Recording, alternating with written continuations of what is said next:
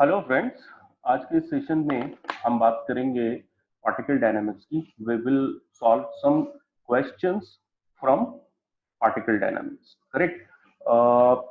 Before we start, let me share my take on the particle dynamics.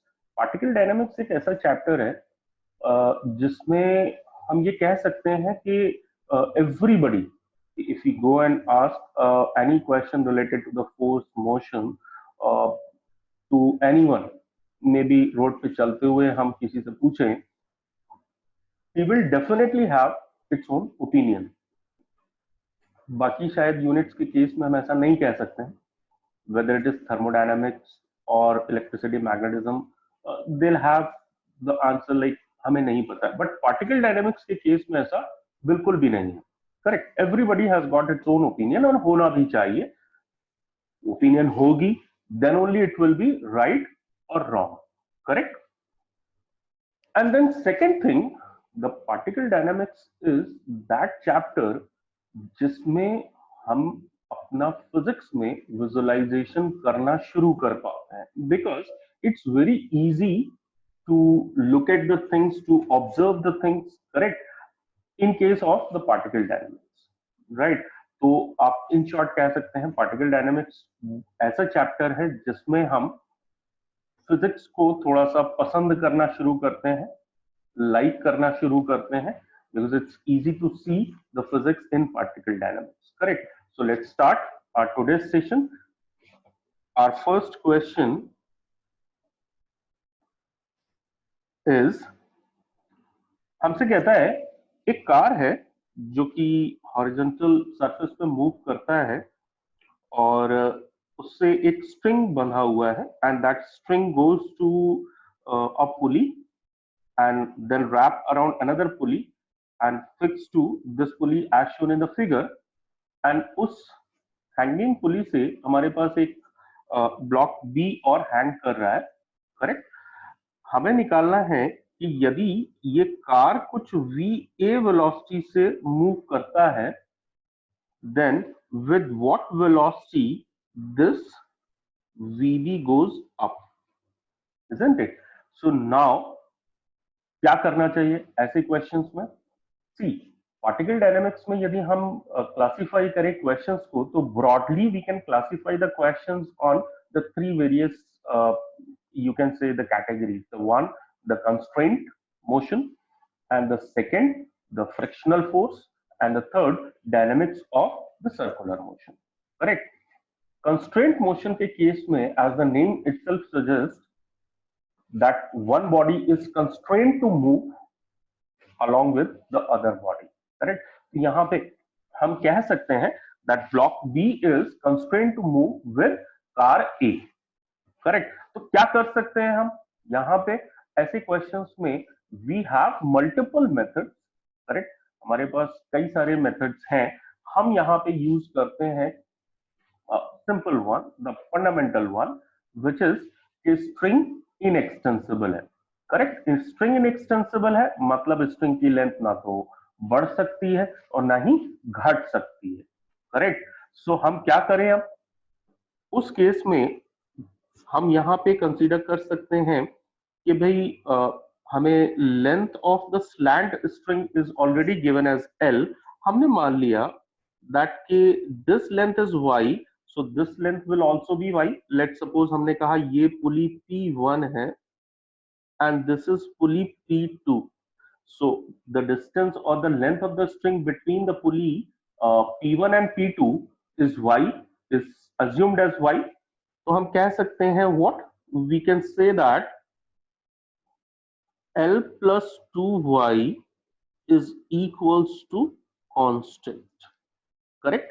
So now यदि हमने इसको differentiate किया, differentiating with respect to, I'm writing in short, with respect to time t. So we'll get what?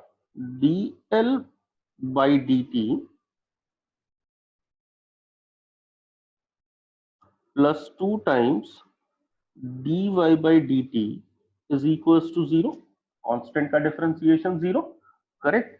So now हम कह सकते हैं that dl by dt is going to be minus of 2 times dy by dt, right. तो हमें एक relation मिल जाता है कि rate of change of L और rate of change of Y में क्या रिलेशन है।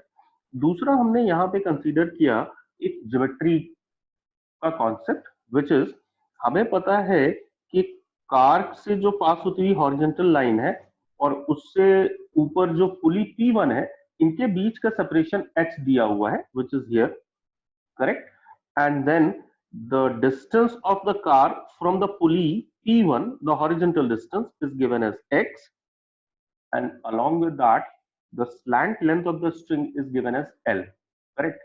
so हम कह सकते हैं that also h square plus x square is equals to L square, correct. क्या यूज किया हमने? पाइथागोरस, सिंपल पाइथागोरस, और इसको हमने टाइम के रेस्पेक्ट में डिफरेंशिएट कर दिया।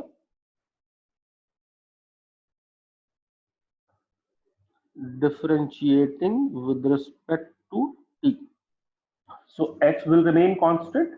The horizontal distance or the vertical separation between the pulley P1 and the level of the car is not going to change, so the differentiation of h square is 0, right। so plus x square का derivative क्या हो जाएगा? 2x dx by dt, and that should be equal to 2l dl by dt, correct. हम यहाँ पे conclude कर सकते हैं that 2x, now what do you think dx by dt? This particular point is fixed, so the rate of change of x will give me the velocity of the car A, and that should be equal to 2 times L. Now we can write this, since we are finding out the speed, the magnitude of the velocity, so we can use the positive sign.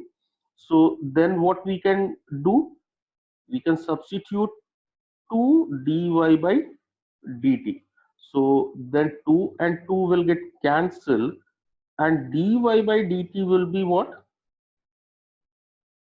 X upon L 2L into VA. Now what do you think is dy by dt? Just look at the figure. हम यदि figure को देखेंगे तो क्या होगा? That y is the separation between pulley P1 and P2. So the rate of change of y will give me the speed of pulley P2, and the speed of pulley P2 will also be the magnitude of velocity of the block B. तो हम कह सकते हैं that dy by dt is Vb is equals to x upon 2L VA. Now और हमें क्या दिया है? Just look at the expression. हमसे कहता है theta is angle between the string and horizontal, correct. So इसका मतलब what we are given is this angle theta. So if you just try to relate this distance x and this slant hypotenuse L, तो x by L will be cos theta. सो यदि हमने यहाँ पे substitute कर दिया तो हमें क्या मिल जाएगा? 1/2 VA cos theta. So this becomes our velocity of B. Correct. So बहुत सिंपल सा तरीका है, हमने सिर्फ स्ट्रिंग की लेंथ को कंजर्व किया एंड ज्योमेट्री को यूज किया, and we have got the velocity VB, correct. अगले क्वेश्चन की तरफ बढ़ते हैं, एक बार देख लेते हैं इसको दोबारा से figure, correct. So then we'll have velocity of VB as 1/2 VA cos theta. So we have got option A as correct option, correct. So then अगले क्वेश्चन पे बढ़ते हैं। यदि हम अगले क्वेश्चन के बारे में बात करें तो हम कह रहे हैं कि भाई यहाँ पे हमें मल्टीपल पुलीज दी हुई हैं और मल्टीपल पुलीज में हमसे कह रहा है the displacement of vertical block, the vertical displacement of block A in meter is given by y is equals to t square by 4, where t is in seconds. Calculate the downward acceleration AB of the block B. Correct. तो अब क्या करना चाहिए भाई, ये ground तो fix है. Correct. So if the ground is fixed and the displacement of the block A is given from the ground itself, so first of all we think of what? हम कह सकते हैं for A y is equals to t square by 4, right? तो हमने क्या किया, इसको फिर से डिफरेंशिएट किया. सो हमें वेलोसिटी ऑफ A मिलेगा which will become 2t upon 4, and further differentiate किया तो हमें क्या मिलेगा, acceleration of A, and that will come out to be 2 by 4, which is 1 by 2 meter per second square. So हमें सबसे पहली बात भाई एक्सेलरेशन ऑफ A तो हमें पता चल गया, बट अब हमें एक्सेलरेशन ऑफ B चाहिए.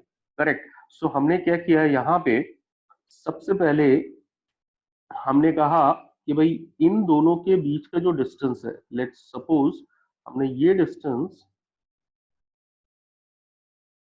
मार्क कर दिया कि ये h है. करेक्ट. एंड सिमिलरली यदि हमने यहां से इस पुली के डिस्टेंस को मार्क किया, जितनी भी पुली मूव कर रही हैं. Correct. And then the pulley, ये एक P1 कह दिया जो मूव कर रही है, दिस इज पुली P2 जो मूव कर रही है, and this is pulley P3 which is moving.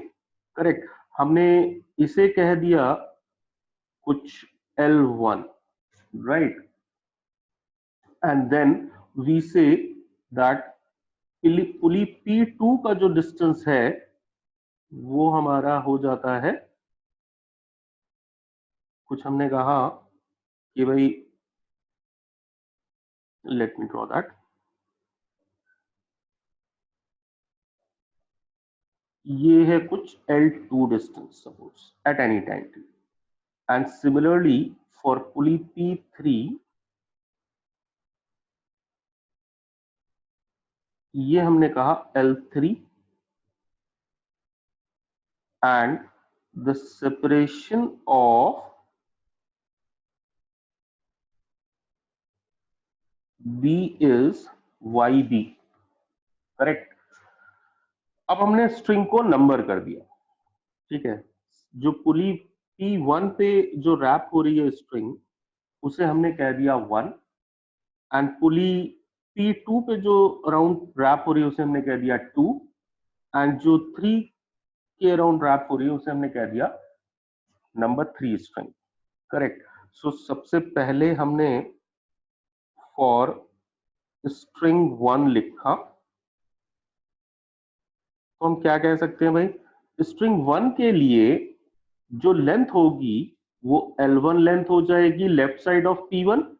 Correct. अच्छा, ये जो पुली है जो अपर सीलिंग से फिक्स्ड है, उसे तो हम सीलिंग पे ही अज्यूम कर सकते हैं.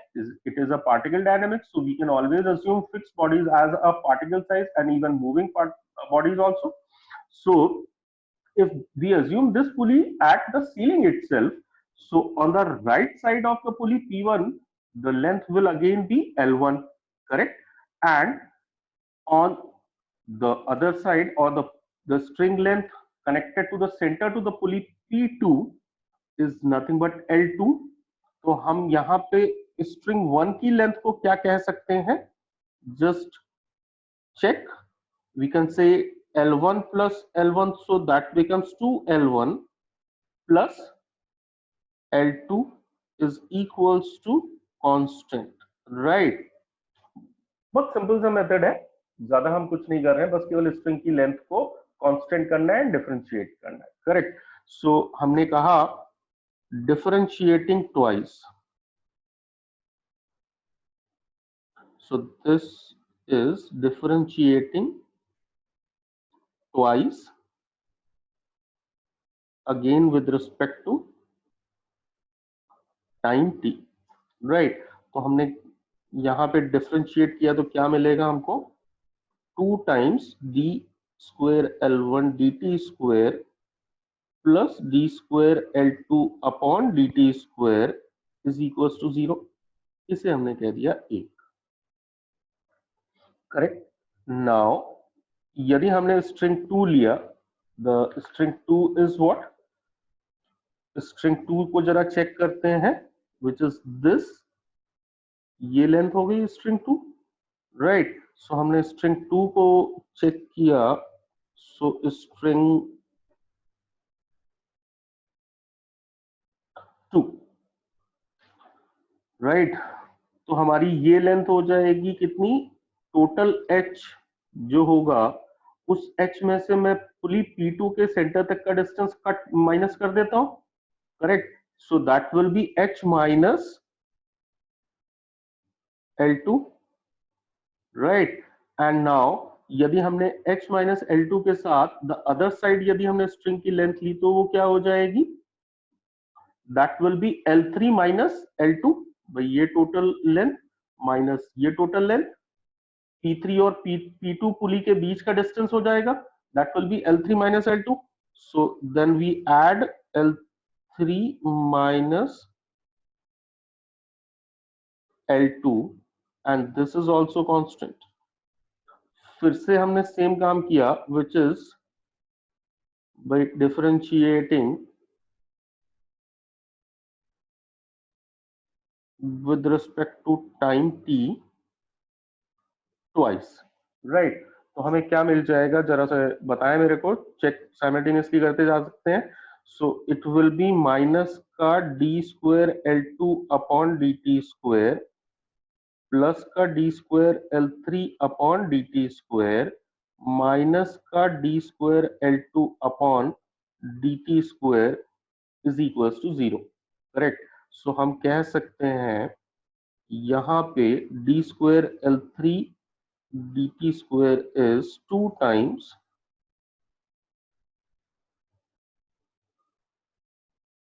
ठीक है, राइट।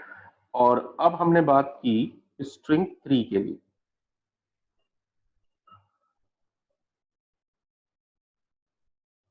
स्ट्रिंग 3 के लिए यदि हम बात करेंगे तो क्या हो जाएगा, चेक करते हैं फिर से फिगर से। सो स्ट्रिंग 3 विल बी P3 के अराउंड जो पास हो रही है string, and that will mean nothing but h minus L3 this length, and that will B total length h में से L3 माइनस किया दिस साइड, लेफ्ट साइड जो लेंथ है, और राइट साइड जो लेंथ है वो कितनी हो जाएगी, YB में से L3 माइनस कर देंगे, राइट। तो हमको क्या मिल जाएगा, h माइनस L3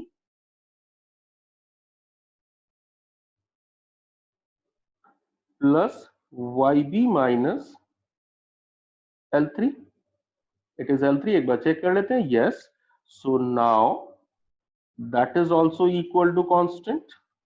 सो यदि हमने इसको फिर से डिफरेंशिएट किया तो हमें क्या मिल जाएगा, विल गेट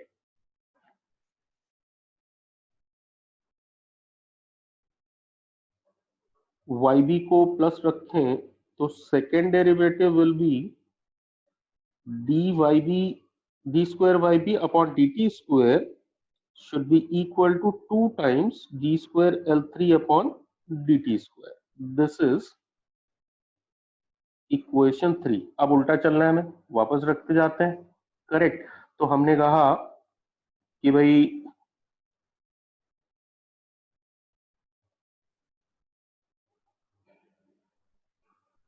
यहाँ पे हमने 3 में इक्वेशन 2 से यदि सब्स्टिट्यूट किया, let me draw it here and solve again, ठीक है। सो D square from 3 and 2 d square YB upon dt square should be equal to 2 times 2d L square L2 upon dt square, check by this was the case, and d square L3 को हमने 2 times equation 2 से रख दिया ये, so we'll get this. And now if you check equation 2 को equation 1 से relate करें तो D square L2 upon dt square को हम क्या रख सकते हैं, कुछ इक्वेशन से सब्स्टिट्यूट कर सकते हैं. So then will get 4 times 2d square L1 upon dt square, and this will be minus, so it will be minus का 2 times. So then d square yb upon dt square will come out to be minus का 8 d square L1 upon dt square. Correct? So d square L1 upon dt square क्या हो जाएगा भाई? That will be nothing but pulley P1 का acceleration, और पुली P1 का acceleration will be same as block A का acceleration. तो हमने यहाँ पे सीधे सीधे इसको मेंशन कर दिया that acceleration of B is negative of acceleration of 8 times of A. So that will be magnitude हम कह सकते हैं 8 times 1 by 2, which is 4 meter per second square. Correct? Right. So this comes out to be the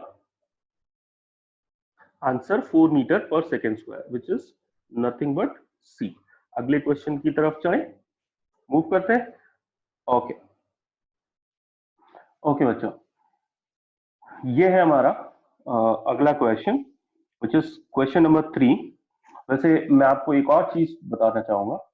question number 2 जो हमने किया था इससे पहले पुली वाला, we have another alternate method which is tension coefficient method, but उसको करने के लिए हमको पहले थोड़ा सा कॉन्सेप्ट बिल्डिंग करनी पड़ती है. करेक्ट? बट जो मेथड हमने यूज किया उसमें हमें बहुत ज्यादा कॉन्सेप्ट बिल्डिंग नहीं यूज करनी पड़ती, which is like length of the string है, इनएक्सटेंसिबल है, तो वो तो कांस्टेंट होनी ही है, and we can use that. And similarly the second derivative of displacement is going to give us the acceleration. This we already know it, right? So utna concept building already exist कर रही होती है. Correct? Now moving on to the अगला question. अगला question हमसे कह रहा है कुछ इस तरीके का अरेंजमेंट, एक ट्रायंगुलर वेज है जिसका एक बेस एंगल हमको थीटा दिया हुआ है, एंड देयर इज अ बार या रॉड कह सकते हैं ऑफ मास m1, जो कि इस ट्रायंगुलर प्रिज्म और एक स्मूथ वॉल के बीच में हमने होल्ड करके रखा हुआ है. Correct? All the surfaces are given smooth, right? और हमसे कहता है कि हम इस टाइम t0 पे इस सिस्टम को यदि रिलीज करते हैं तो what will be the accelerations, right? Condition उसने हमको दी हुई है क्वेश्चन में, that length of the rod is always horizontal, मतलब रॉड जो है वो इंक्लाइंड नहीं होगी no matter what happens, right? तो अब जरा चेक करते हैं इसके लिए क्या कर सकते हैं हम. अगेन इसमें हम डिस्प्लेसमेंट मेथड को बहुत आसानी से यूज कर सकते हैं. कैसे? यदि हम यहाँ पे एक सेकेंड के लिए इस ट्रायंगल को डेल्टा टी टाइम शिफ्ट कर देते हैं. Suppose triangle comes to this position. So basically ये हमारा हो गया ब्लू कलर का जो ट्रायंगल है, that is time t0, and black colour का जो ट्रायंगल है दैट इज नथिंग बट किसी भी t टाइम पर. Similarly we can think of the rod also going down. Correct? And then the position of the rod will be this. So हम ये कह सकते हैं कि what is the relation between the displacements?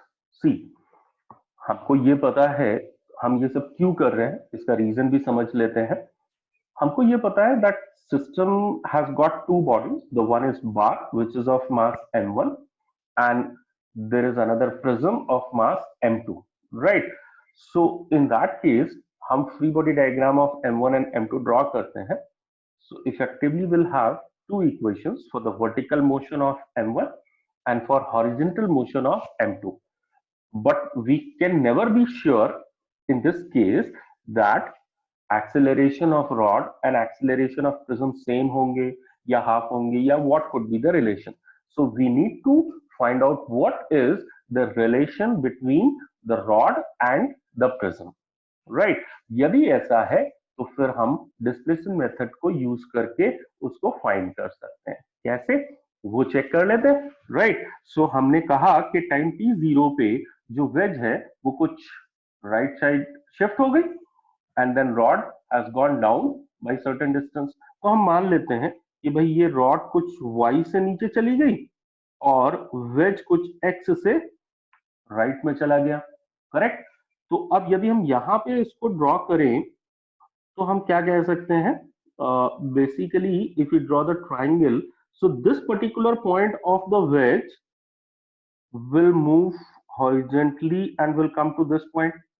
Since wedge has moved by x, so ये distance भी x होगा and similarly ये point यहाँ पे जो rod का होगा contact में वो point नीचे आ जाएगा, so then it will move by y, correct? So if the base angle is theta, so this angle will also be theta. And यदि ये थीटा है तो हम कह सकते हैं that which angle is going to be theta. Just check, I am drawing with a green, this angle is theta, right? समझ आया? सो अब हमने क्या किया कि हमने इस ट्राइंगल को, ये जो येलो कलर का ट्राइंगल है, फ्रॉम येलो ट्राइंगल हम कह सकते हैं that y upon x is equals to what? Tan theta, right? Base perpendicular upon base, so we'll get actually y is equals to x tan theta. Now question में theta जो है वो तो angle है, बेस एंगल है prism का, correct? No matter what is the location और position of the prism, theta angle तो चेंज नहीं होने वाला है, करेक्ट? तो हम उसको कांस्टेंट मानकर यदि इसे डिफरेंशिएट कर देते हैं, differentiating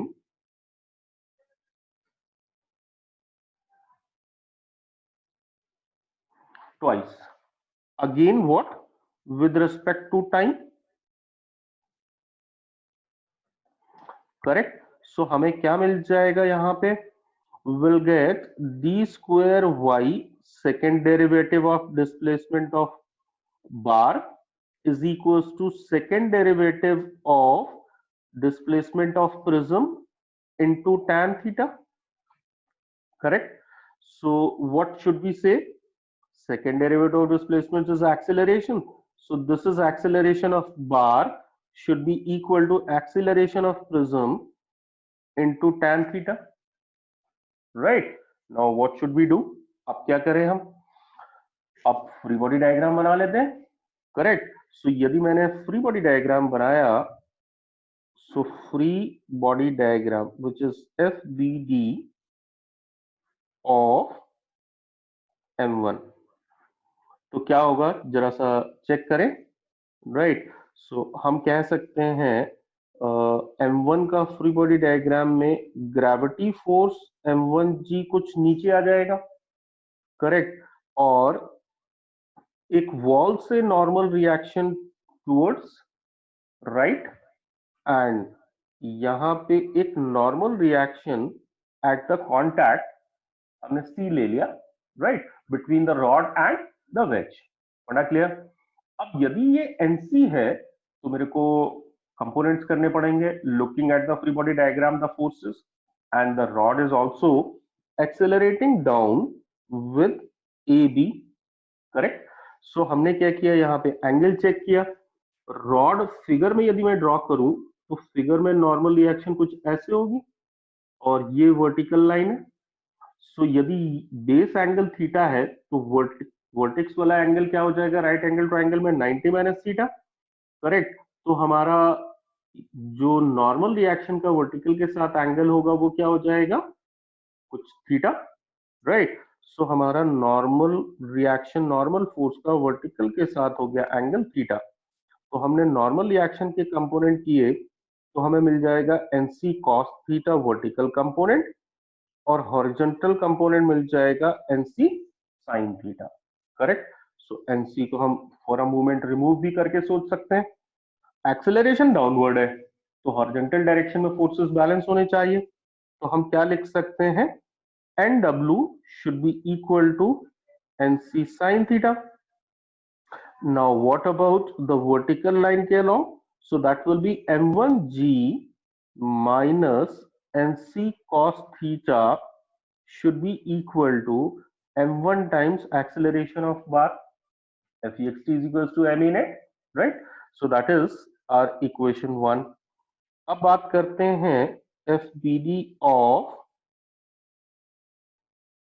M2 की. M2 is nothing but prism. So if we enclose this prism into boundary for considering it as a system, we can say that M2G downward हो जाएगा, normal reaction from the ground vertically upward हो जाएगी, and again इस contact पे NC आ जाएगा। तो यदि हम फ्री बॉडी डायग्राम कंप्लीट करते हैं तो हमें क्या मिलेगा,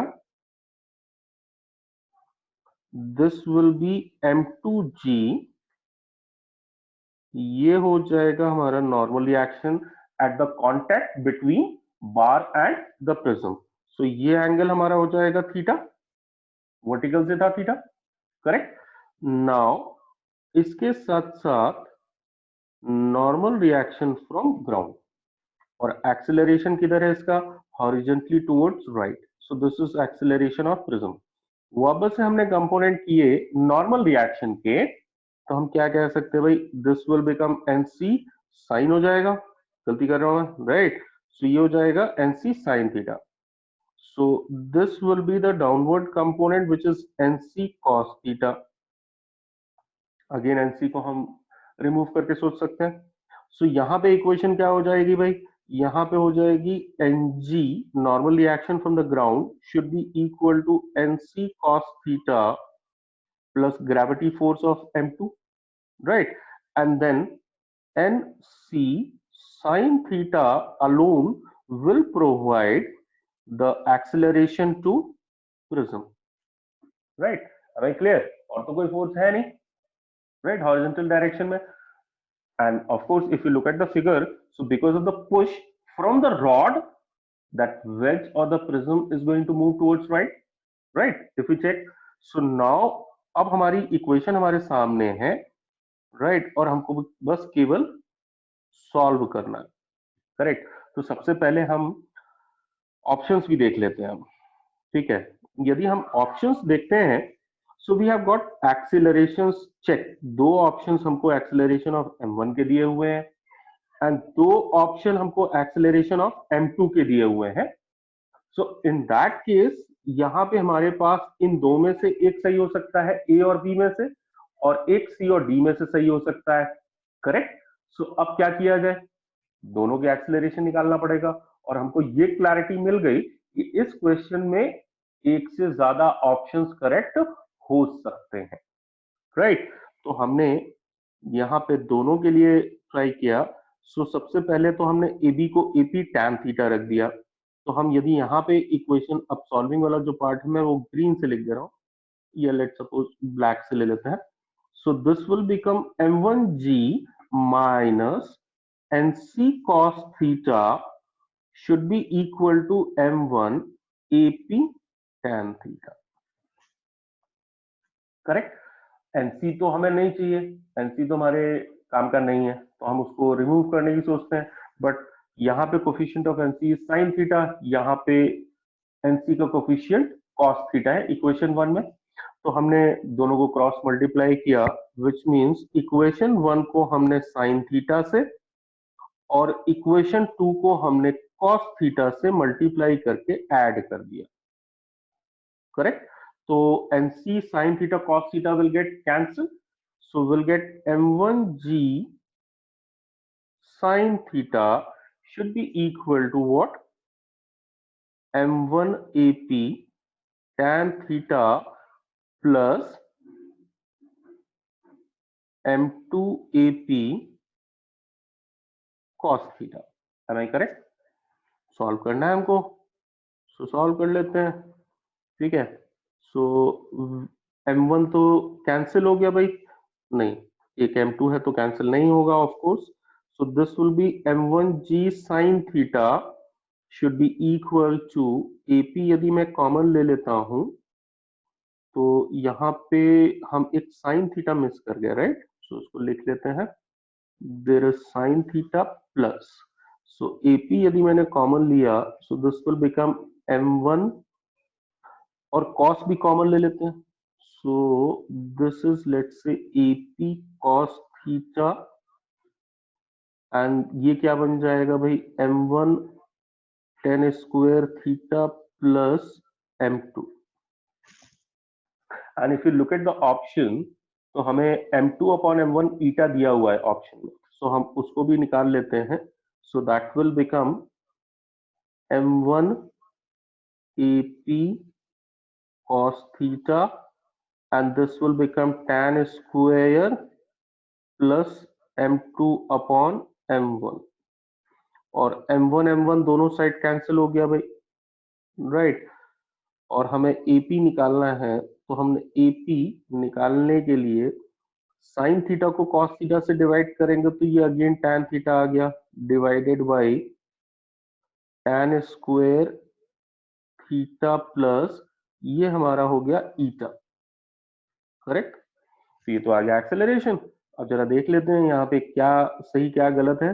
m1 के एक्सेलरेशन हमको ये दो दिए हुए हैं, और अभी तो हमको m2 का हमने निकाला है, तो एक ऑप्शन सी है और एक ऑप्शन डी है। मेरे को लगता है ऑप्शन सी करेक्ट है, राइट। कैसे, इसको थोड़ा सा मॉडिफाई करना पड़ेगा। सो यदि हम tan थीटा को डिनोमिनेटर में डिवाइड कर देते हैं सो हमें मिल जाएगा tan theta plus eta cot, right. And similarly यदि मैंने एक्सेलरेशन ऑफ बार निकाला so then it will become g upon 1 plus eta cot square theta, right. ये हमारा एक्सेलरेशन ऑफ बार आ जाता है, और ये हमारा एक्सेलरेशन ऑफ प्रिज्म आ जाता है, राइट। सो हमारे ऑप्शंस कौन कौन से सही हो जाते हैं, एक तो हो गया ऑप्शन ए और एक हो गया ऑप्शन सी। होना क्लियर, राइट। क्विकली रिवाइज क्या कर दिया, क्या किया हमने, डिस्प्लेसमेंट मेथड को यूज करके दोनों प्रिज्म एंड बार के एक्सेलरेशंस के बीच में रिलेशन निकाला, and then we have drawn the free body diagrams of m1 and m2, writing the equations and solving. That's it, correct. So this is our the third question. Now अगले question की तरफ चलते हैं, right. तो हमारा अगला question क्या कह रहा है भाई,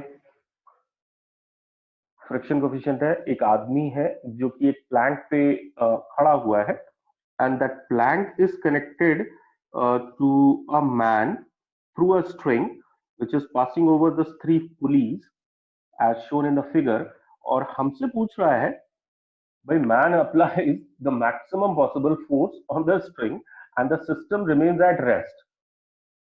नहीं, थोड़ा सा यदि आउट ऑफ दिस क्वेश्चन सोचें फॉर द ह्यूमर तो हम क्या कह सकते हैं, मैन कुछ पतला दुबला रहा होगा। बोले कैसे यार, मैक्सिमम पॉसिबल फोर्स अप्लाई कर रहा है and even then system remains at rest, but हमें तो क्वेश्चन करना है, सो क्वेश्चन में जो इंफॉर्मेशन गिवन है उसे हमें करेक्ट मानते हुए आगे बढ़ना पड़ेगा, राइट। तो हमने क्या किया कि भाई जितना फोर्स मैन लगाएगा, तो यहाँ पे सबसे पहला पॉइंट हम लिख देते हैं, what ever force man applies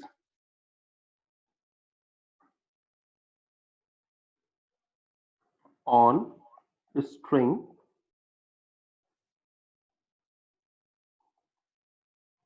that develops tension in string।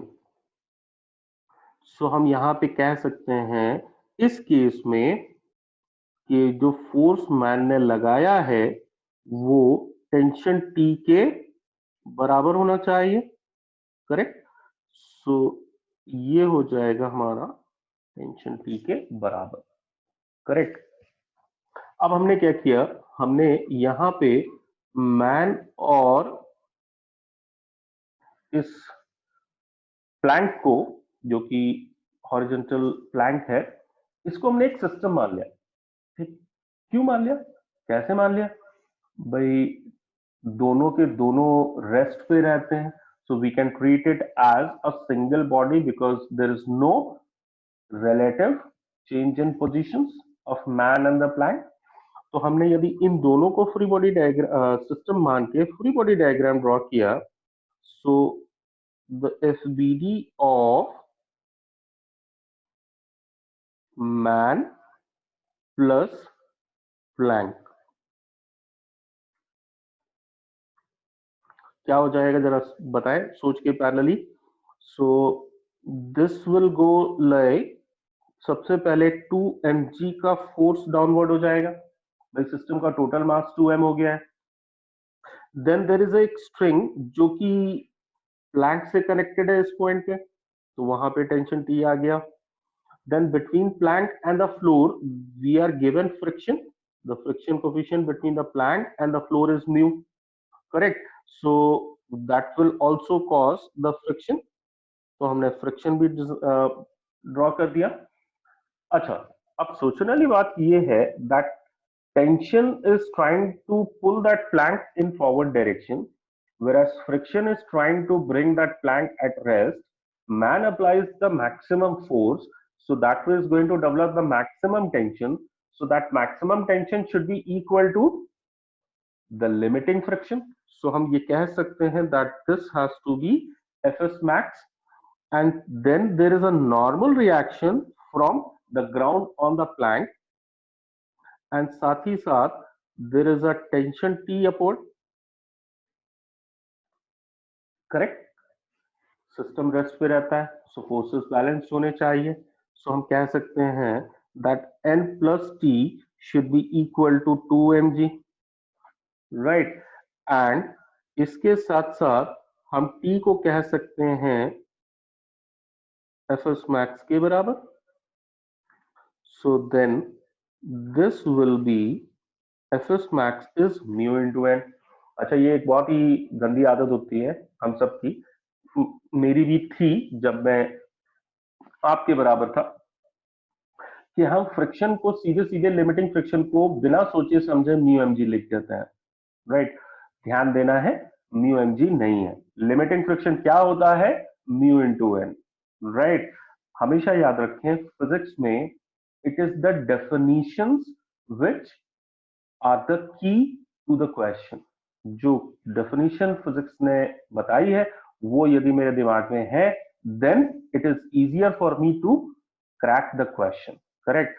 सो यहां पे हमारा जो फ्रिक्शन फोर्स है वो क्या हो जाएगा, friction force will be mu into N, so that will be what, N को यदि हमने इक्वेशन 1 से सब्स्टिट्यूट किया, so that will be 2mg minus का t, so we'll get 2 mu mg minus mu t, and then t को यदि हम left side ले आए और कॉमन लिया, so 1 plus mu will be equal to 2 mu mg, right। so now actually में हमें क्या मिल जाता है, tension. so we will get actually 2 mu mg upon 1 plus mu, ये तो हमारा हो गया भाई टेंशन, सीधे सीधे। ठीक है। तो अब यदि हमने यहाँ पे ऑप्शंस को चेक किया, सो ऑप्शन सी तो हमारा करेक्ट हो जाता है, correct, 2 mu M G upon 1 plus mu. साथ ही साथ हमारा frictional force on the man is 0। यहाँ पे भी हमारे जो ऑप्शंस हैं वो सबके सब अलग तरीके के दिए हुए हैं, तो मेरे को सारे ऑप्शंस चेक करने पड़ेंगे। Correct. Net force on the man, is the man moving? Of course not. Is the man accelerating? Of course not. So what should be the net force on the man? Has to be 0. So option D भी correct है। But क्या frictional force on the man 0 है? does man have any tendency to slide in any direction? Of course not. यदि आप free body diagram देखते हैं man का, so man का फ्री बॉडी डायग्राम क्या हो जाएगा भाई? एफ बी डी ऑफ, यदि मैं यहीं पे ड्रॉ कर देता हूं, so it will be like M G downward from the Planck normal reaction and tension to upward. So the man does not have any tendency to slide forward or backward on the Planck. So the Planck is going to apply how much of the friction? Of course zero, right? So हमारा option B भी correct हो जाता है. अब option A भी check कर लेते हैं.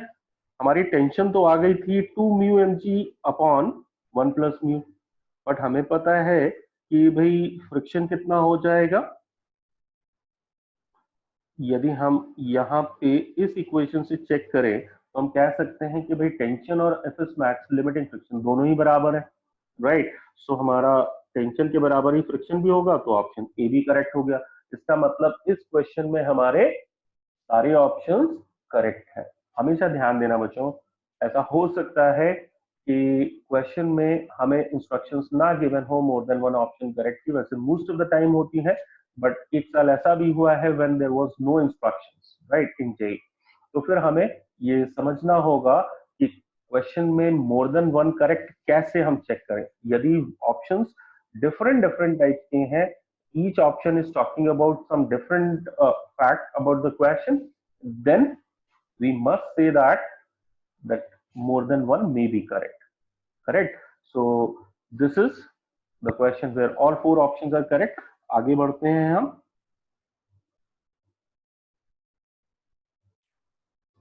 This is actually our two block problem, correct? Friction की हमारी प्रॉब्लम है और ब्लॉक ओवर ब्लॉक का एक केस है, तो काफी फेमस भी कह सकते हैं आप. हमसे अलग अलग तरीके से ये क्वेश्चन पूछा जाता है, थोड़ा सा इन एंड अराउंड हम डिस्कस करते हैं और फिर आगे बढ़ते हैं. Correct.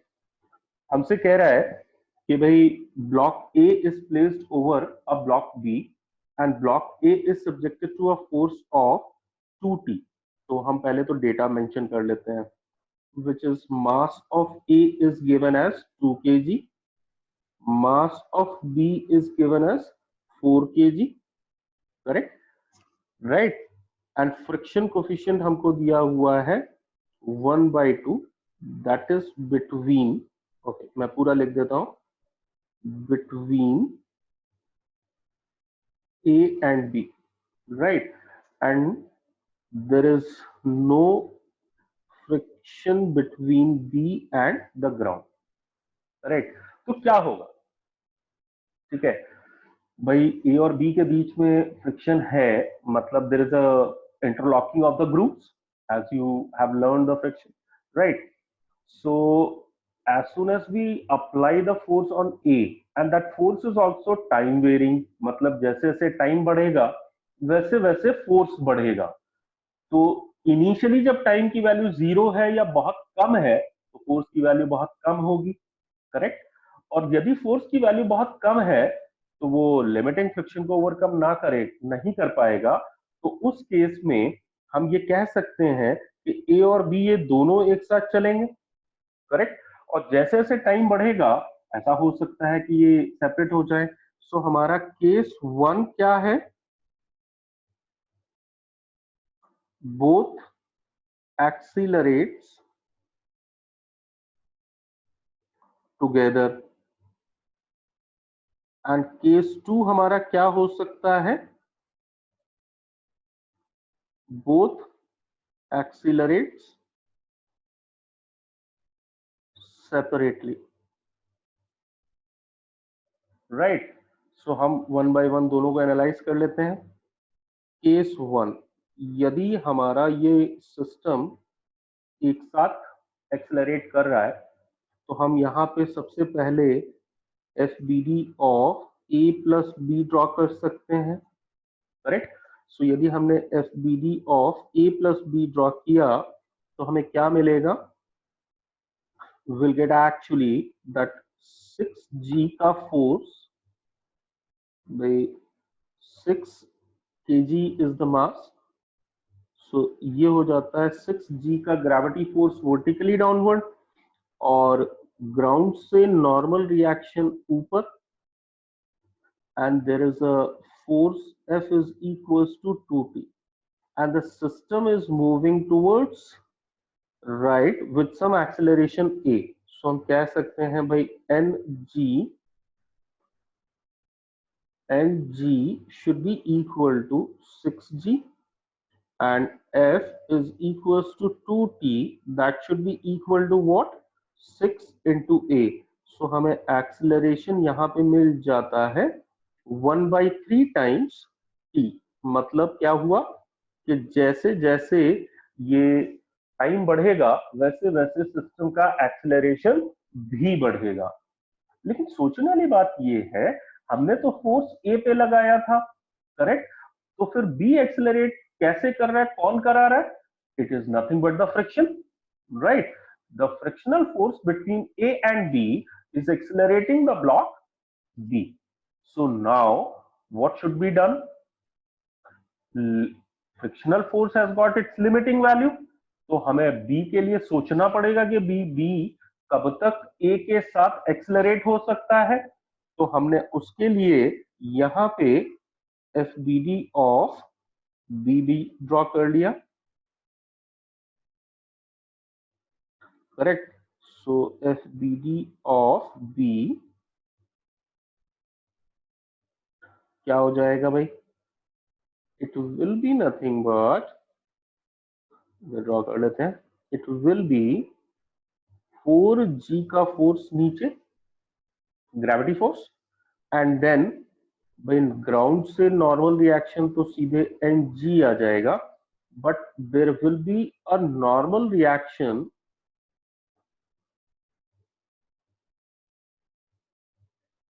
between A and B, correct? And there will be a frictional force in forward direction. Since both the blocks are accelerating together, so relative motion अभी actually में तो नहीं है. So what kind of a friction it has to be? It has to be static friction. So then हमने कहा भाई Ng is equals to normal reaction between A and B plus 4g.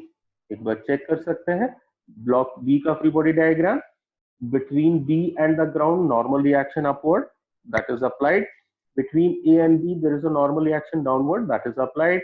Between A and B there is a friction in forward direction, that is also applied, and gravity force. Okay, so let's move forward. So then the static friction is going to provide the acceleration to B, so that is A. तो now यदि हमने यहाँ पे कहा acceleration को substitute कर दिया, सो it will become what? 4/3 times T, correct? इससे हमको समझ में आया दैट जैसे जैसे टाइम बढ़ेगा वैसे वैसे the frictional force between A and B will increase, correct? यदि फ्रिक्शनल फोर्स इंक्रीज कर रहा है तो कहां तक इंक्रीज कर सकता है? It can increase up to its limiting value. So हम कह सकते हैं at t equal to t not, fs is equals to fs max, right? तो हमने कहा 4/3 t not should be equal to mu into, अच्छा, now there are two normal reactions, right, which is normal reaction by the ground and normal reaction between block A and B. So which normal reaction should be chosen here? कौन सा consider करें? ये भी questions में एक confusion होता है. तो what is our right concept? The right concept says that we should consider the same normal reaction which is acting between the same contact surfaces where friction is considered or is taken.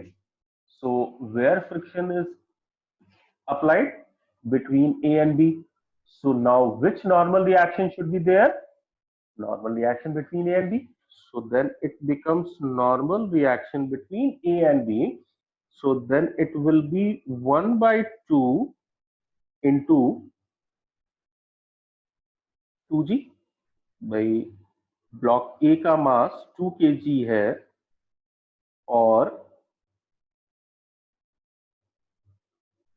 जो normal reaction between A and B होगी that will support this gravity force of block A. तो हमने यहाँ पे 2g substitute किया तो हमें time T not मिल जाता है which is 3/4 into g which is 0.75 into 10, that is 7.5 seconds. Now if we check the question, यहाँ पे हमसे ये भी कह रहा है कि हमें तब तक के लिए सोचना है जब टाइम की वैल्यू 7.5 सेकेंड से कम है। तो नाउ वी अंडरस्टैंड कि ये क्वेश्चन में उसने ऐसे कंडीशंस क्यों दी है कि time less than equal to 7.5 second. क्यों? क्योंकि 7.5 सेकेंड तक ए और बी दोनों एक साथ चलेंगे। करेक्ट। सो यहाँ पे यदि मैंने इस एक्सीलरेशन को t by c से इक्वल किया, so we'll get c की value 3 which is nothing but the answer.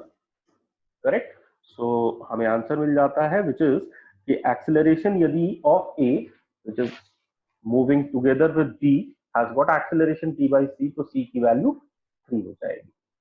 Correct. आगे बढ़े। Okay, so let's move to the next question. यदि काफी कंफ्यूजिंग सा क्वेश्चन होता है, राइट, कि हमें दो ब्लॉक दिए हुए हैं, उनके बीच में स्प्रिंग दी हुई है और मोशन हो रहा है। ठीक है, so let's check.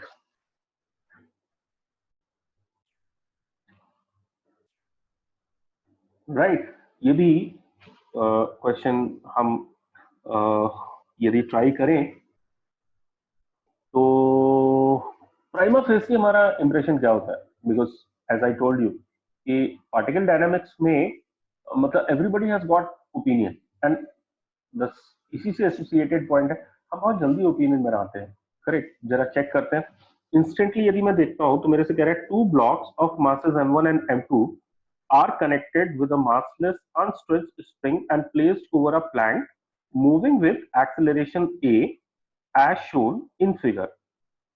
The coefficient of friction between the block and the platform is mu. Correct. मतलब ये हमारा है platform and it has got an acceleration a in forward direction which is towards right. इसके ऊपर ये दोनों block रखे हुए हैं। कोफिशिएंट ऑफ फ्रिक्शन दोनों के लिए म्यू दिया हुआ है। करेक्ट। तो यदि हमें दोनों के लिए म्यू दिया हुआ है तो हम क्या कह सकते हैं? दैट इज इंस्टेंटली हमें ये सोचने को मिलता है कि भाई प्लेटफॉर्म आगे बढ़ेगा तो m2 will go backward, m2 will go backward, then spring will compress. Compression वाला ऑप्शन देखने लगते हैं, बट वहां पे हमें कंडीशन भी दी हुई है। Then we should analyse this question थोड़ा carefully.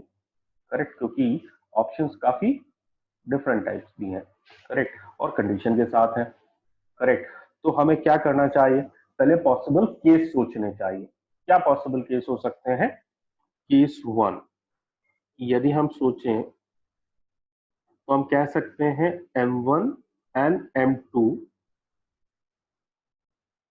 Moves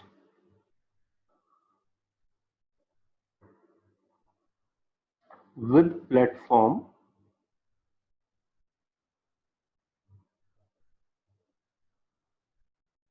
with same acceleration। Correct. और केस 2 हमारा क्या हो सकता है भाई? केस 2 हो सकता है m1 m2 moves with different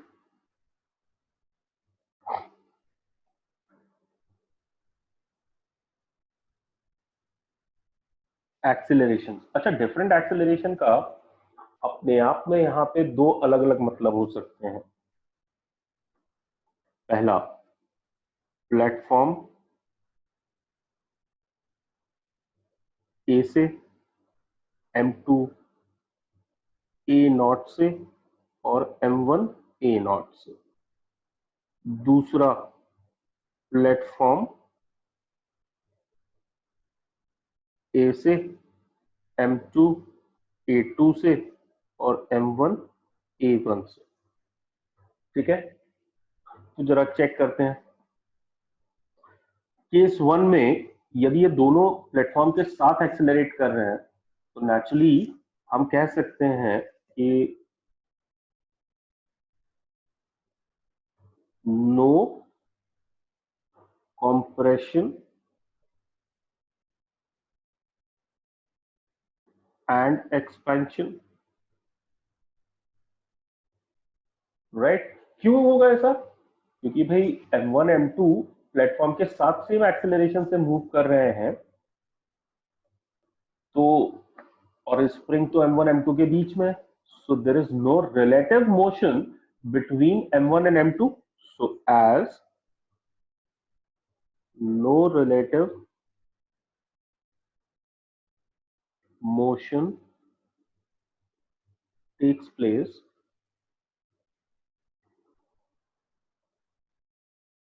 between M1 and M2, correct?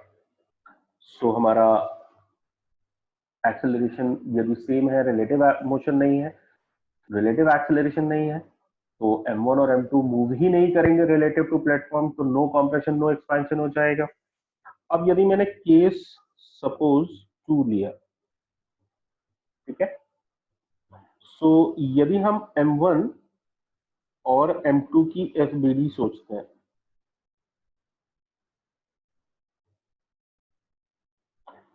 FBD of M1, तो हम कह सकते हैं that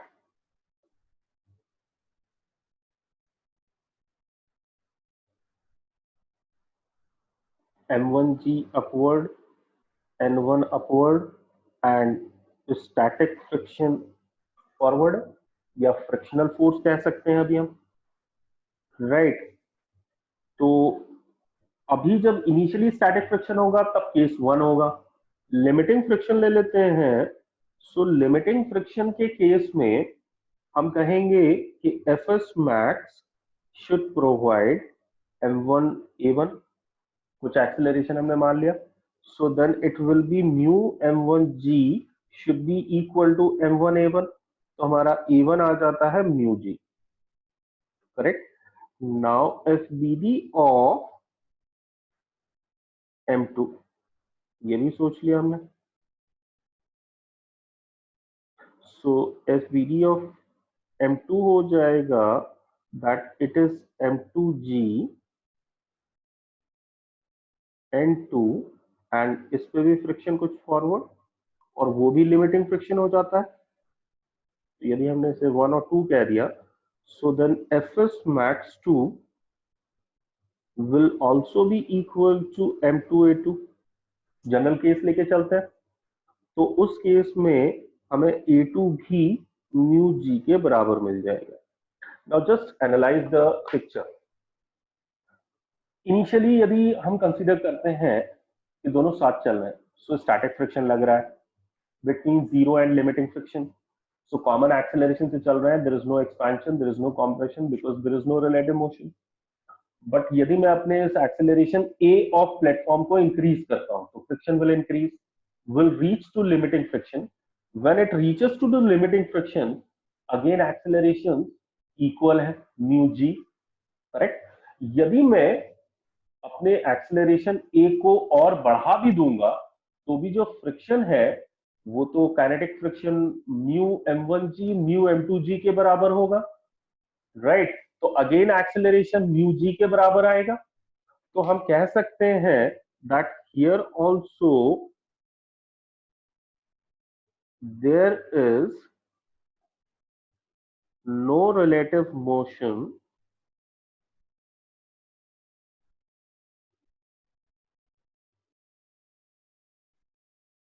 between M1 and M2,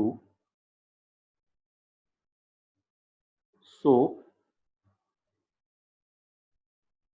as A1 is equals to A2. So here also no expansion or compression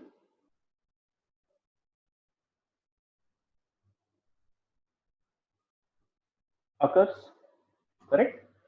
तो हम यहाँ पे हमारा क्या कंक्लूजन आ जाता है भाई, spring will be in its natural length under all condition. In this case when coefficient of friction same है, डिफरेंट होता तो शायद एक्सेलरेशन डिफरेंट हो जाते, देन कंप्रेशन और एक्सपेंशन आ सकता था। तो हम कह सकते हैं कि option D should be correct, right. Is this clear, everyone? So let's move to our next question. This is our the next question, question number 7. I must say that this is one of the very good question on friction, and this is a previous year J advanced question also. It has come in 97, right? So बहुत अच्छा question है जो J advanced ने पूछा है, correct? Because it revises more or less all concepts of the friction here. क्या कह रहा है पहले क्वेश्चन समझते हैं। क्वेश्चन हमसे कहता है block A of mass m and block B of mass 2m, correct.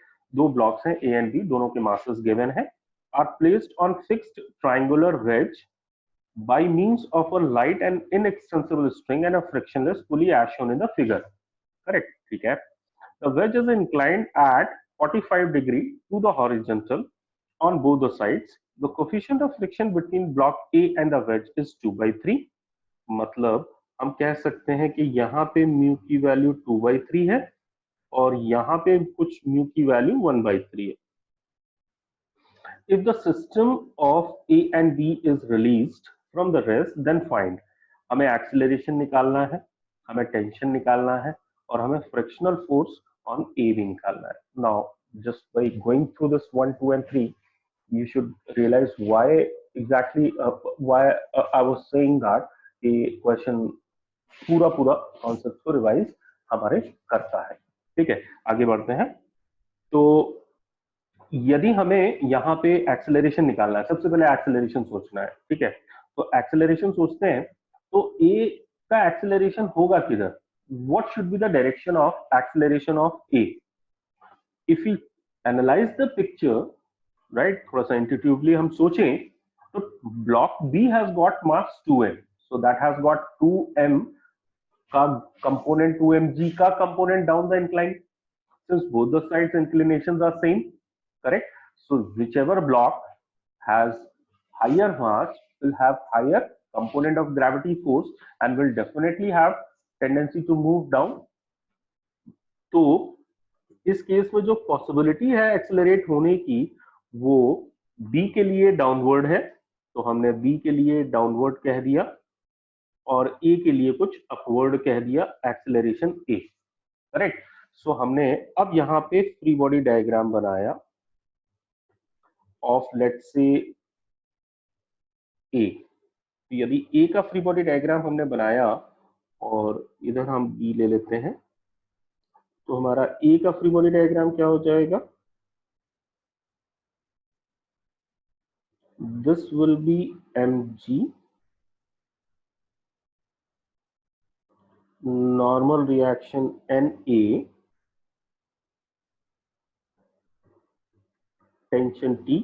Block ए को हमने ऊपर एक्सेलरेट होते हुए माना है, तो हम कह सकते हैं कि भाई फ्रिक्शन जो फोर्स होगा वो हमारा कुछ नीचे लग रहा होगा,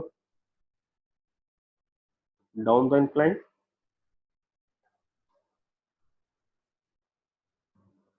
करेक्ट। सो अब यदि हमने इसके कंपोनेंट्स किए mg के, तो हमें पता है कि भाई the friction is along the surface, so this angle is 45 degree, so this will B 45। तो हमने यहाँ पे कंपोनेंट किए तो क्या हो जाएगा, mg cos 45 and down the wedge mg sin 45, ये गायब हो जाता है। सो हम कह सकते हैं कि भाई normal reaction of A should be equal to mg cos 45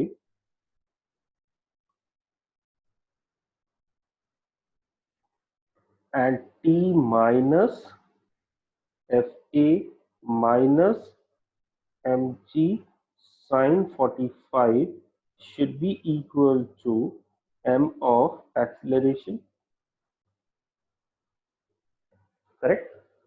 Both the blocks के एक्सेलरेशन का मैग्नीट्यूड तो सेम ही होगा, कंस्ट्रेंट मोशन, जितना एक नीचे जाएगा उतना ही ब्लॉक दूसरा ऊपर जाएगा। करेक्ट। यदि हमने बी के लिए सोचा, सो बी के लिए हो जाएगा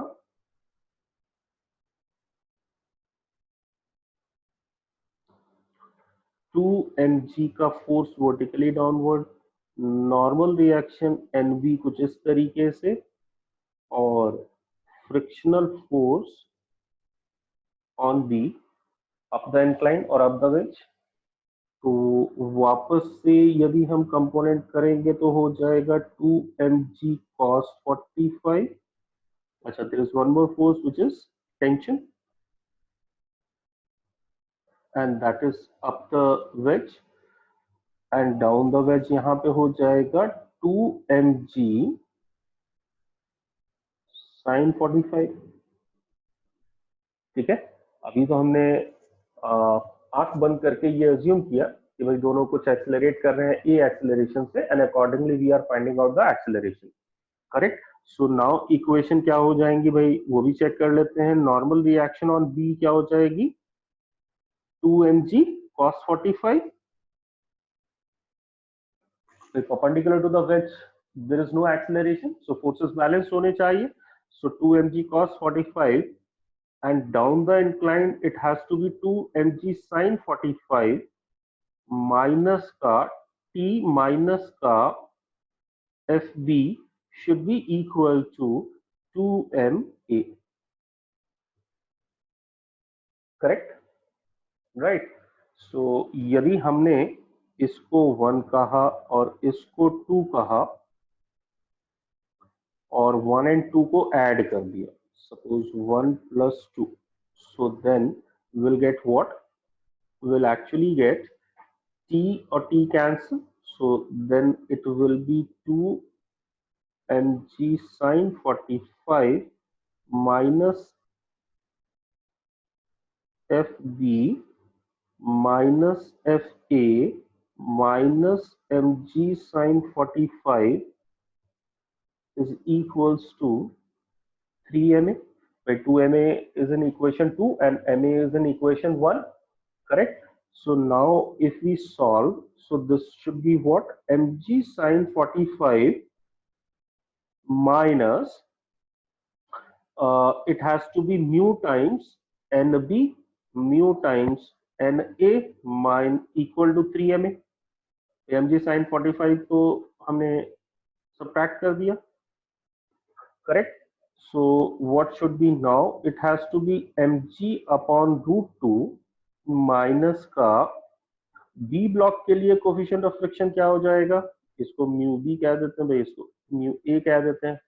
तो ब्लॉक बी के लिए हमारा 1/3 है और ब्लॉक ए के लिए 2/3 है। तो क्या क्या आ जाएगा भाई, this will B 1/3 2mg cos 45 minus का 2/3 mg cos 45 should be equal to 3ma, right? So then it has to be mg upon root 2 is equals to 4/3 mg, और ये हो जाएगा 1/√2। so this becomes root 2 should be equal to 3ma, and यदि यहां से मैंने acceleration निकाला तो क्या आ जाएगा, it will come out to be minus का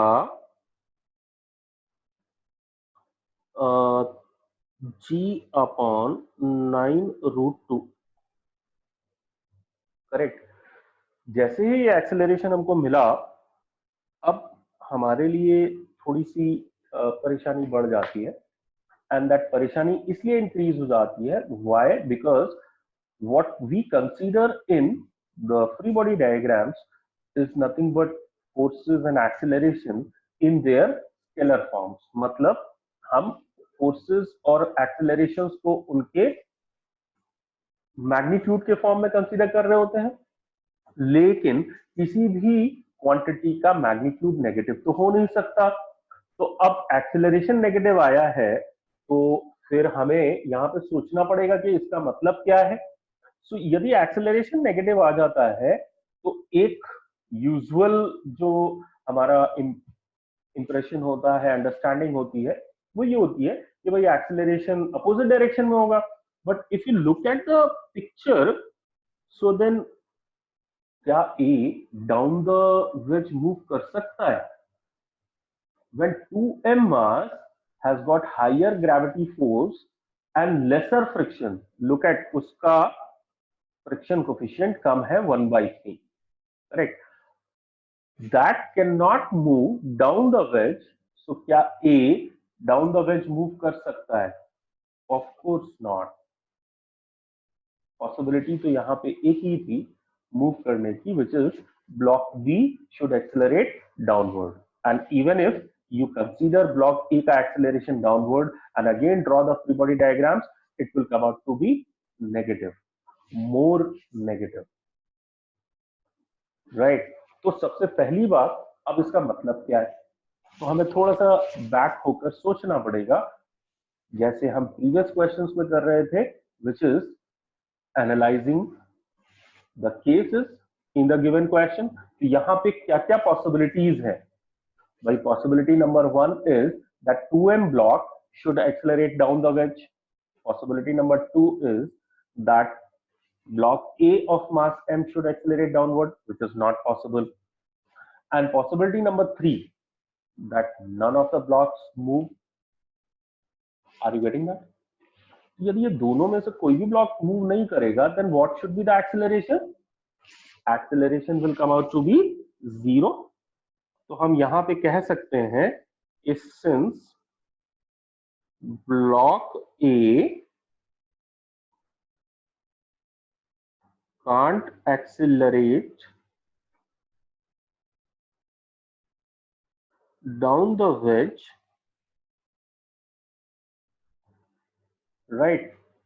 So the acceleration of A should be equal to 0, and also acceleration of B is 0, as none of these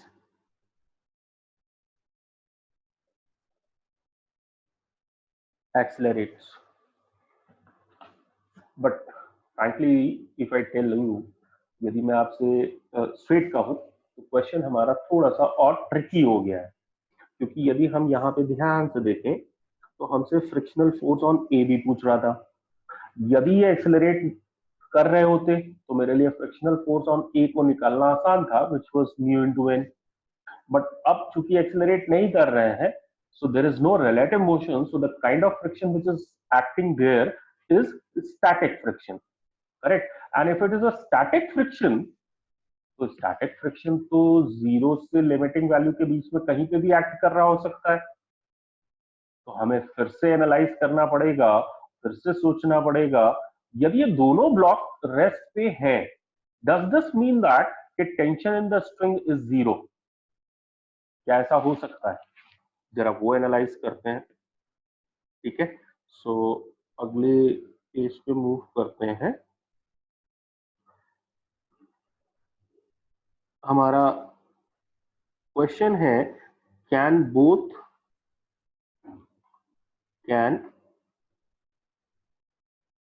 tension in string be 0?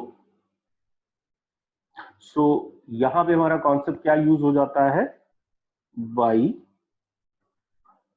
Concept of angle of repose, ये revise कर ले यदि हम, तो हमको समझ में आएगा कि यदि ये एक ब्लॉक वेज इंक्लाइन पे रखा है and this angle is theta, यदि tan थीटा की वैल्यू 1 म्यू से ज्यादा है, then block can't stay at rest on its own. Correct, अपने आप तो रेस्ट पे नहीं रह सकता, right. And if you check here, theta is 45, so tan 45 is equals to 1, which is definitely greater than mu a and mu b। तो यदि मैंने यहाँ पे ये वेज बनाया और इन दो ब्लॉक्स को यहाँ पे ड्रॉ किया, which is like this, correct? So this is B and this is A। अब ये स्ट्रिंग नहीं लगाई हमने, so implies A and B can't be at rest, right? यदि ये बिना स्ट्रिंग के रेस्ट पे रह नहीं सकते और स्ट्रिंग कनेक्ट करने के बाद ये रेस्ट पे है, सो क्या टेंशन जीरो हो सकता है? implies no tension in the string can't be zero, correct? क्योंकि tension will help them in coming to the rest or in keeping both the blocks at rest, correct? तो अब question को आगे proceed कैसे करें भाई? दोनों पे स्टैटिक फ्रिक्शन लग रहा है, दो ही इक्वेशन हमारे पास हैं और अननोन तीन हो जा रहे हैं, which is tension, static friction on A, static friction on B. But hold on, क्या ऐसा हो सकता है कि ये दोनों ब्लॉक पे स्टैटिक फ्रिक्शन लिमिटिंग फ्रिक्शन से कम लग रहा हो? यदि if static friction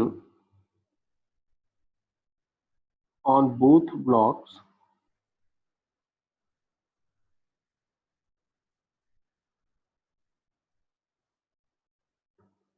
is less than limiting friction, right? So in that case हमें कंक्लूड करना पड़ेगा कि tension should be zero, and which is not possible.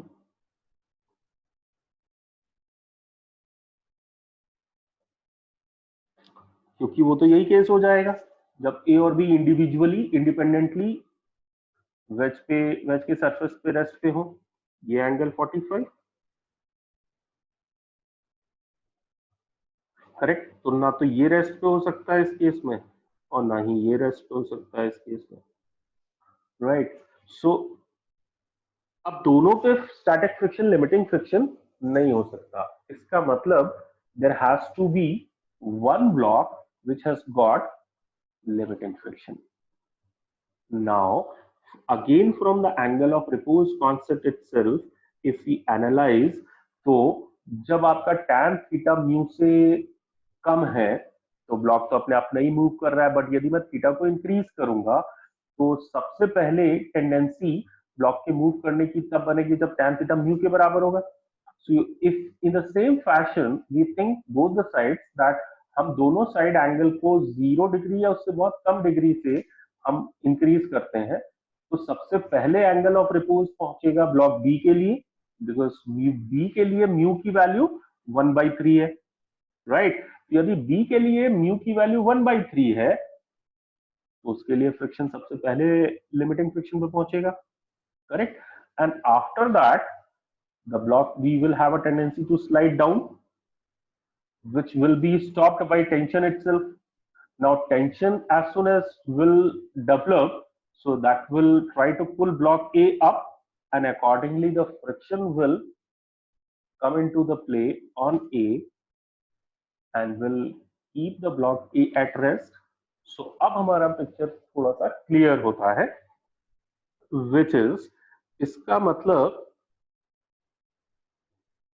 implies limiting friction is acting on B. तो इसका मतलब यदि मैंने यहाँ पे B का फ्री बॉडी डायग्राम दोबारा बनाया तो मैं कह सकता हूँ 2mg sin 45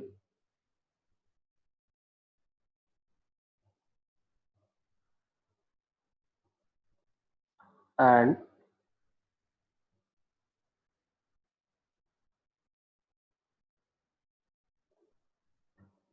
Fs max on B, normal reaction on B,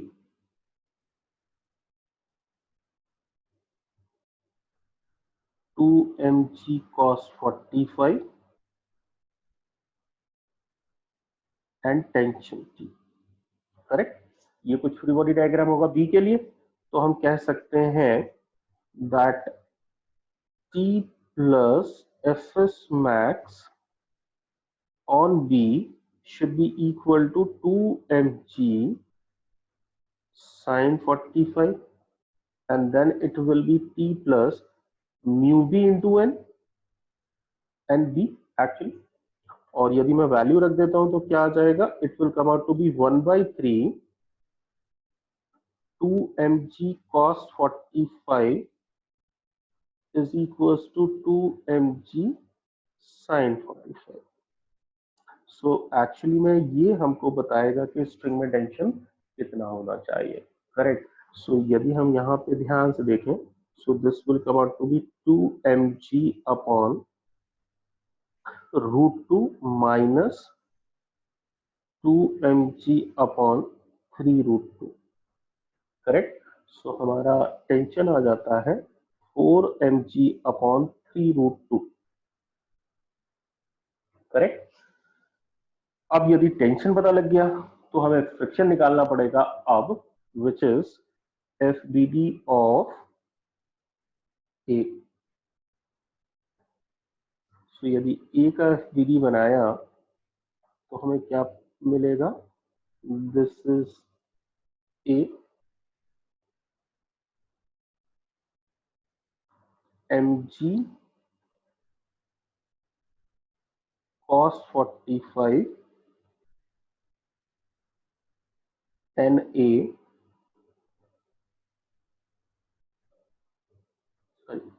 ये हो जाएगा sin 45, right. So this component is, दो वैल्यू में फर्क नहीं पड़ रहा है बट हम करेक्टली लिख लेते हैं उसे, and then it will be tension T and block B has a tendency to slide down, so naturally the block A will have tendency to slide up, so the friction is going to be backward. So now यदि हमने equation को बनाया अब, तो हमें क्या मिल जाएगी equation, जरा ध्यान से देखें. So we'll get T plus, sorry, T is equals to mg sin 45 plus FSA. So we'll get FSA is equals to 4 mg upon 3√2 minus का mg upon √2. So we'll actually get friction on A in downward direction, and that is equals to mg upon 3√2. Is this clear? Clear? And must have realized कि मैंने ऐसा क्यों कहा था कि this is one of the very good question, क्योंकि it revises several concepts of the friction. हमें angle of repose भी सोचना होता है, हमें फ्रिक्शन किस डायरेक्शन में होगा, टेंडेंसी किधर होगी स्लाइड करने की, ये भी सोचना होगा, ठीक है. सो रिवीजन करने के लिए यदि हम चाहते हैं तो I use to advise this question कि आप जरूर से जरूर अटेम्प्ट करें, ठीक है। I hope you must have enjoyed the session, must have understood the application of the concepts, correct? So that's it in this session, and we'll do some more question in the next session, correct? Thank you.